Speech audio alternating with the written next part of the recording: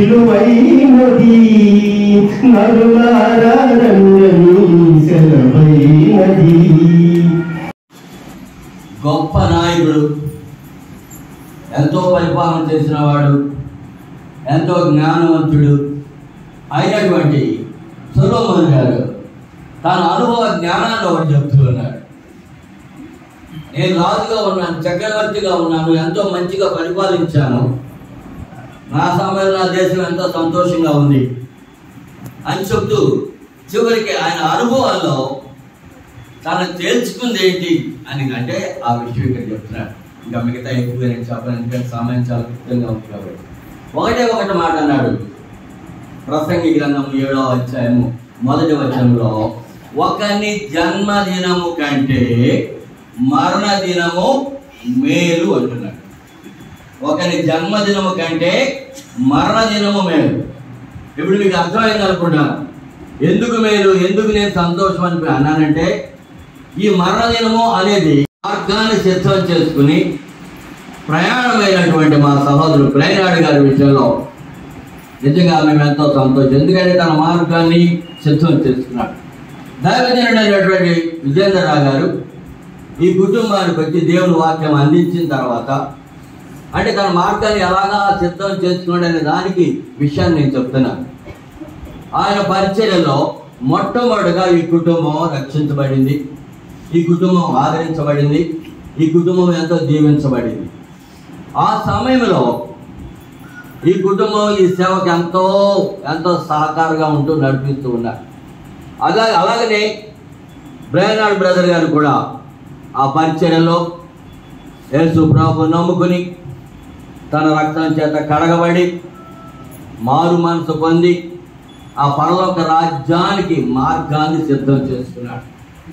ఆ మార్గాన్ని ఇప్పుడు ఈ దినం ఈ లోకాన్ని విడిచిపెట్టి పరలోకానికి వెళుతున్నారు కాబట్టి, ఆ పరలోక ఆనందాలకు వెళుతున్నారు కాబట్టి మనం సంతోషించవలసిన దినం. అందుకు నేను చెప్తున్నాను అన్నమాట. నిజమే, మనం ఎలాగ చేస్తామంటే జన్మదినాలంటే ఎంతో ఆర్భాటంగా చేస్తాం, మరణదినం అంటే కొంచెం మనం వేదనకరంగా ఉంటాం. కానీ క్రైస్తవ సిద్ధాంతం అలాగా లేదు. ఎవరైతే యేసు రక్తంతో కడగబడ్డారో, ఎవరైతే తమ పాపములు యేసు రక్తంతో కడుగుతున్నారో వారికి ఒక ఆదరణ ఉంది, ఒక నిరీక్షణ ఉంది. ఏంటి ఆ నిరీక్షణ అంటే వారు పరలోకానికి వెళతారు. చూడండి ప్రియమైన తల్లిరా, ఇక్కడ మనం ఇక్కడ ప్రతి ఒక్కరి ఆశ ఏంటంటే, ప్రతి ఒక్కరి కోరిక ఏంటంటే మనమందరం కూడా పరలోకానికి వెళ్ళాలి. సహజంగా ఏమంటే ఎవరు ఈ లోకంలో పాతాళానికి వెళ్ళాలని కోరుకోరు, అందరం పరలోకానికి వెళ్ళాలని ఆశపడుతూ ఉంటాం. మరి దానికి వెళ్ళాలంటే మార్గం సిద్ధం చేసుకోవాలి. మార్గం సిద్ధం చేసుకోకుండా అందరూ పరలోకానికి వెళ్తారు. ఆ మార్గం సిద్ధం చేయగలిగిన వాడు ఒక్కడే ఒకడు, అదే యేసు ప్రభు. ఎందుకంటారా, సర్వమానవాళి నిమిత్తము పాప పరిహారార్థం బలి చేసిన వాడు. మనందరికీ తెలుసు పాప పరిహారార్థం చేయడానికి రక్త ప్రోక్షణ కావాలి అని. ఆ రక్త ప్రోక్షణ చేసిన వాడు యేసు ప్రభు. కాబట్టి ఎవరైతే ఆ రక్తంతో కడగబడతాడో వారి మార్గాన్ని సిద్ధం చేసుకుంటారు అన్నమాట. కాబట్టి ఈ కుటుంబంలో యజమానుడైనటువంటి సౌలు బ్రయనాడ్ గారు తన మార్గాన్ని సిద్ధం చేసుకున్నాడు. కాబట్టి ఇప్పుడు ఆయన ఏం చేస్తున్నాడు, ఈ భూలోకాన్ని విడిచిపెట్టాడు, మనందరినీ విడిచిపెట్టారు. ఇప్పుడు ఏంటంటే తన మార్గంలో ప్రయాణం చేస్తున్నాడు పరలోకానికి వెళ్ళడానికి. తర్వాత పరలోకానికి వెళ్ళిన తర్వాత ఆ విషయాలు మనం తర్వాత ధ్యానం చేద్దాం. చూడండి, కాబట్టి మనం ఈ దినాన్ని ఎందుకు అలాగా సంతోషంగా ఉండాలంటే ఎంత గొప్ప భాగ్యం ఆయనకు వచ్చింది. మనకు కూడా అలాంటి భాగ్యం ఉండాలి, మనకు కూడా అలాంటి సంతోషం ఉండాలి అని ప్రతి ఒక్కరు కూడా మనం గ్రహించుకోవాలి. దానికి కారణం ఒకటే, మనం యేసు ప్రభు రక్తంతో కడగబడాలి. చూడండి, అలాగా నా సహోదరుడు తన రక్తం కడగబడ్డాడు, తన జీవితాన్ని సిద్ధం చేసుకున్నాడు. అఫ్కోర్స్ మానవ జీవితంలో కొన్ని అప్ అండ్ డౌన్స్ వస్తాయి. ఏమండి, ఎగుడు దిగుడు అంటారు మనం చాలామంది, గెలుపు ఓటములు అంటారు కొంతమంది. ఇవి జరుగుతూనే ఉంటాయి. కానీ చివరిలో ఆ గెలుపుకే మనం ఎవరైతే క్రీస్తు మార్గంలో నడుస్తారో గెలుపుకే జయం ఉంటుంది, ఓటమి ఓడిపోతుంది. అంటే ఓటమైన సైతానుడు ఎవడి అనగదొక్కబడతాడు, క్రీస్తు ప్రభు నామం మహిమపరచబడుతుంది. కాబట్టి నా సహోదరుడు అలాగా చేసి తను సిద్ధం చేసుకుని ఇది నాన్న మనం, ఎందుకంటే చెప్పారు ఏమండి, చనిపోయినప్పుడు ఆత్మ దేవుని దగ్గరికి వెళ్తుందని, శరీరము మట్టిలో కలిసిపోతుంది. ఎందుకంటే మట్టితో నిర్మించబడింది శరీరం కాబట్టి మట్టికి మట్టిగానే కలిసిపోతుంది. ఆత్మ ఎవరైతే దయచేశారో, ఎవరైతే ఆత్మనిచ్చారో, ఎవరైతే ఆ జీవాన్ని ఇచ్చారో ఆ ప్రభు దగ్గరికి వెళ్తుందన్న విశ్వాసం ప్రతి క్రైస్తవ నాయకుడు క్రైస్తవులకు ఉంటుంది. కాబట్టి ఇప్పుడు మా సహోదరు యొక్క ఆత్మ ప్రభు సన్నిధిలోకి వెళ్ళిపోయింది.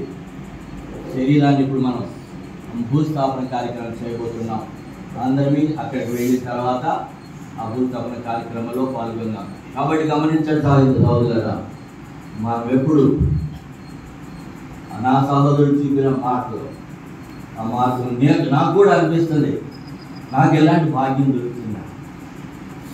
నిజమే. ఎందుకంటే అంచె దినాల్లో ఉన్నాం, మనం రాకడ దినాల్లో ఉన్నాం, దుష్టాడు చెలరేగిన దినాల్లో ఉన్నాం. అనేక మందిని ఏమండి భయంకరమైన దుస్థితులు నడిపించడానికి సిద్ధంగా ఉన్నారు. కాబట్టి వాడిని జయించాలి. వాడిని జయించాలంటే ఎంతో ప్రార్థన, విశ్వాసం కావాలి.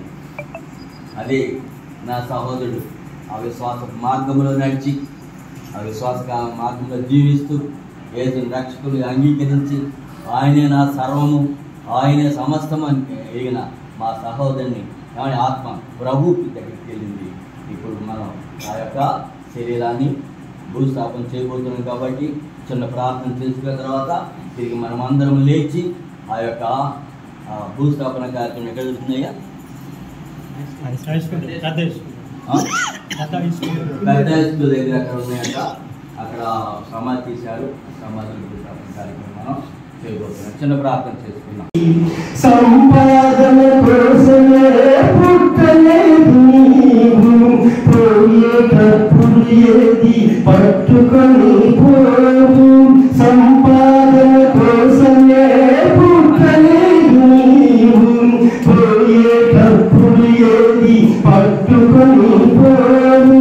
పోతున్న వారిని చూచుతలేదా, పోతున్న వారిని చూచుతలేదా, బ్రతికి ఉన్నవారు నీకు పాఠమే కాదా, బ్రతికి ఉన్నవారు నీకు పాఠమే కాదా.